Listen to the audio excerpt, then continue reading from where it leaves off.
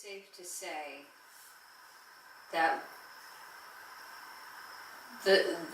would it be safe to say that what you'd like to work with is not internalizing the negativity that you're receiving from your students? So if you were at a point in your life where you no longer internalize the negativity from these students that are just not doing the work that you're asking them to do, what would be different in the way that you behave with them, with yourself? What would your life look like if you no longer had that problem of internalization? I'll be more relaxed and more content with what's going on with it. So what does relaxed look like for you?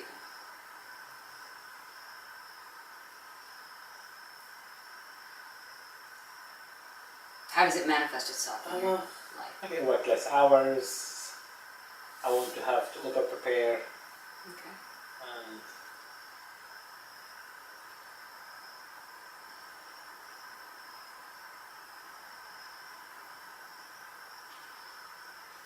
yeah. So now working fewer hours, is that something you can control, or is that part of what your schedule is? What do you mean by working fewer hours? Do you work, you mean beyond what you're scheduled to work? Yeah. Like I seem to spend many evenings preparing for the after and creating lesson plans and video tutorials and step-by-step instructions and... In order to cater to the students who are behind. So you wouldn't necessarily have to do that. That would be a little more relaxing. You wouldn't have to spend so many hours doing that. Okay. What else?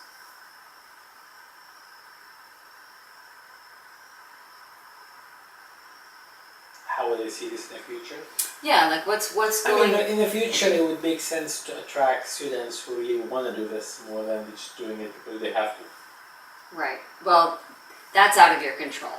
We're talking about, like, how are you going to handle the influx of students?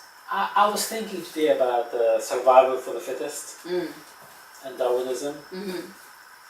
That it's maybe the thing to say, regretfully, that some people are just not going to make it. And that's their choice. And I cannot help them. Okay. I help people who show up and are willing and they're asking, but the ones who don't show up and don't make it, they just don't make it. It's not, they're not meant to survive in a specific academic environment. Okay. So, I'm tying it all together. So basically you'd be working fewer hours trying to cater to the students who are behind. And then shift your focus a little bit toward the students who are doing what you're asking of them. Okay. So you'd work fewer hours, which is important. What would you do differently? And so in those fewer hours, how would you prepare as opposed to the way you're preparing now for school, for classes? I spend so much energy stating the obvious and writing specific instructions of how do you tie your shoelaces, more than saying just tie your shoelaces. There's no one to the next thing. By this age, you should know how to tie your shoelaces. I don't have to write a manual for that. So there's this tedious, unnecessary work that I do, and I maybe regret doing it, but I do it anyway. So you wouldn't handhold as much? Yeah. Is that a fair way to put it? Yeah. Okay, so working fewer hours, less hand-holding during class, right? Because part of your lesson plans is mapping out this whole thing. Okay. So you would be able to say, look, I actually have more free time to do what? To invite speaker guests or to prepare a slideshow about exciting new developments in the field, or do something a little more engaging and more higher order thinking, more critical, more... Okay. So, and in turn, that brings you to a place of being able to relax a little more in your life, and you're not bringing this home with you so much. So how would we put that into a goal for you? how can we construct that into, what are the things that you're going to do in order to achieve this positive result of relaxation and release from being dragged down by these 40%, the 40%?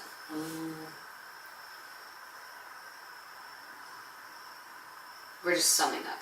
Yeah, I have to just make my expectations clear and stop with the hand holding. Okay, stop with, hand holding.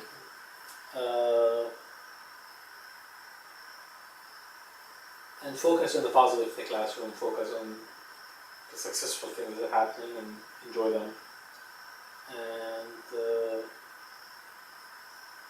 keep the class engaging at a level that I feel comfortable with, more than that the students feel comfortable with. Okay, so that's enriching for you. Yeah.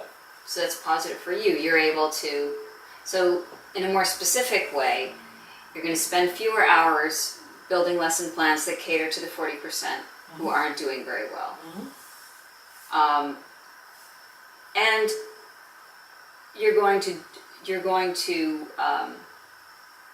spend that extra time maybe bringing in speakers to enrich your class, which also is more at the level of your desire to teach, right? Yeah.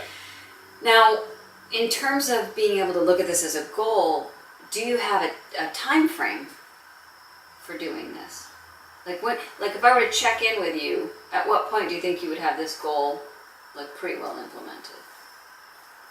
Actually, as early as like coming 2-3 weeks, because I've done so much energy with the students at this training beginning level, and I can't keep functioning at that level or slowing the class down to their level. They have enough basics. If they're willing and they want to participate at the real level of learning, then we just move forward, and if they fall behind, it's their choice. I can't. Right. And your energy then is shifted toward, let me move forward and let this thing happen. And it's do this realization. yeah. Yeah, that's where it is. So I'm going to just step through it, just to sum it up for now. So we have a very specific goal of being able to not take on the negative energy of your 40% students by spending fewer hours preparing your lesson plans specifically for them, using that time instead to bring in more interesting projects or speakers or videos, right?